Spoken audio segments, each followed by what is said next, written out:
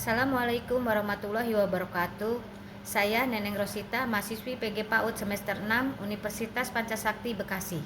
Ingin mempresentasikan tugas UTS pengembangan kurikulum. Mari kita simak bersama.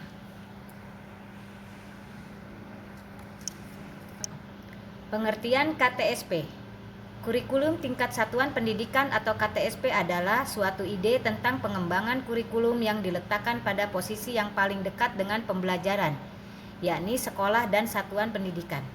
Pemberdayaan sekolah dan satuan pendidikan dengan memberikan otonomi yang lebih besar di samping menunjukkan sikap tanggap pemerintah terhadap tuntutan masyarakat juga merupakan sarana peningkatan kualitas, efisiensi, dan pemerataan pendidikan. Mulyasa 2007. Oleh sebab itu, KTSP memberikan keluasan otonomi kepada sekolah dan satuan pendidikan untuk mengembangkan kurikulum sesuai dengan potensi, tuntutan, dan kebutuhan masing-masing daerahnya.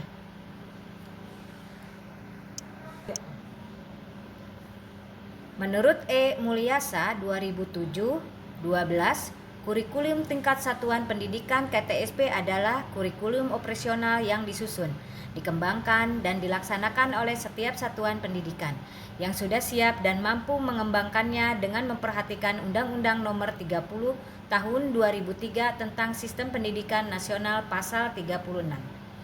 A. Pengembangan kurikulum dilakukan dengan mengacu pada standar nasional pendidikan untuk mewujudkan tujuan pendidikan nasional. B. Kurikulum pada semua jenjang dan jenis pendidikan dikembangkan dengan prinsip diversifikasi sesuai dengan satuan pendidikan, potensi daerah, dan peserta didik. C. Kurikulum tingkat satuan pendidikan dasar dan menengah dikembangkan oleh sekolah dan komite. Kurikulum adalah seperangkat rencana dan pengaturan mengenai tujuan, isi, dan bahan pelajaran serta cara yang digunakan sebagai pedoman penyelenggaraan kegiatan pembelajaran untuk mencapai tujuan pendidikan tertentu. Undang-Undang Nomor 20 Tahun 2003 tentang Sistem Pendidikan Nasional Bab 1 Pasal 1 Angka 19. Kurikulum tingkat satuan pendidikan atau KTSP untuk pendidikan anak usia dini adalah kurikulum operasional yang dikembangkan dan dilaksanakan sesuai dengan karakteristik satuan pendidikan anak usia dini. Artinya, kurikulum ini dibuat oleh satuan pendidikan disesuaikan dengan karakteristik satuan PAUD seperti keadaan lingkungan, peserta didik, pendidik, sarana dan prasarana, biaya dan nilai-nilai yang mendasari serta program yang akan dilakukan oleh satuan pendidikan anak usia dini. 2. Cara mengembangkan KTSP. Program pengembangan pendidikan anak usia dini meliputi 1.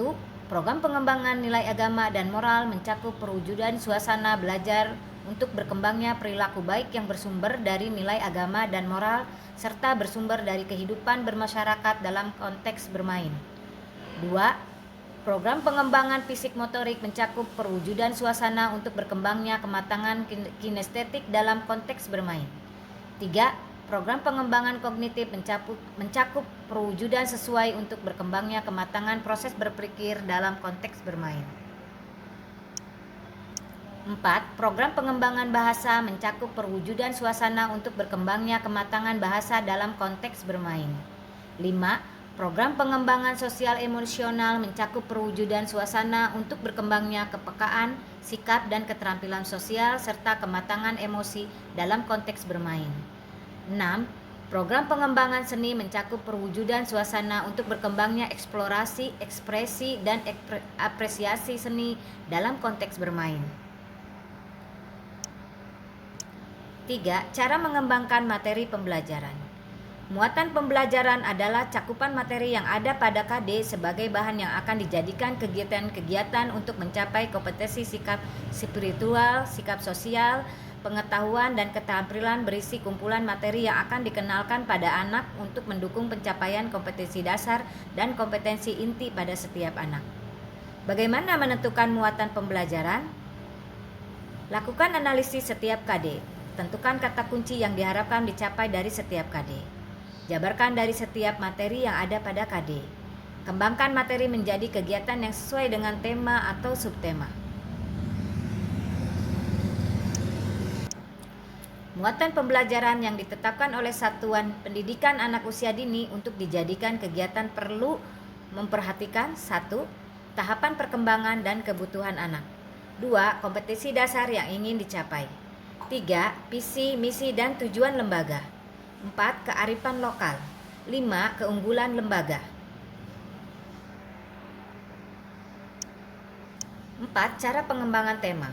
Pengembangan tema dapat dilakukan dengan cara 1. Melakukan pemetaan tema dengan menggunakan tabel. 2. Melakukan pemetaan tema dengan membuat webbing tema atau mapping tema. 3. Webbing tema juga dapat dibuat secara sederhana tetapi mendalam dengan menentukan satu buah subtema yang akan dipelajari selama 2-4 minggu. Yang harus dipersiapkan guru dalam mengembangkan tema adalah sebagai berikut. 1. Mengumpulkan informasi terkait tema dan subtema. 2. Menyiapkan bahan-bahan bacaan terkait tema dan subtema. 3. Menyiapkan media dan sumber belajar yang diperlukan dalam kegiatan bermain yang sesuai dengan tema. 4. Menyiapkan lingkungan main sesuai dengan tema. 5. Menyiapkan kegiatan-kegiatan main sesuai dengan tema, awal, selama, dan puncak tema. Pengembangan tema merupakan bagian penting yang harus dikuasai guru dalam proses pembelajaran. Pengembangan tema yang baik dapat menambah kosakata, mengembangkan pengetahuan, meningkatkan pemahaman, dan meningkatkan keterampilan anak tentang tema tersebut. Sehingga dengan adanya tema dapat memfokuskan perhatian anak sehingga memudahkan terwujudnya sikap, pengetahuan, dan keterampilan. Jika guru memiliki kemampuan yang baik dalam mengembangkan tema, proses pembelajaran menjadi lebih menarik dan bermakna bagi anak. Disusunnya pedoman pengembangan tema ini dapat mempermudah guru dalam mengembangkan tema pembelajaran sehingga pembelajaran menjadi lebih terarah, bermakna, dan menarik.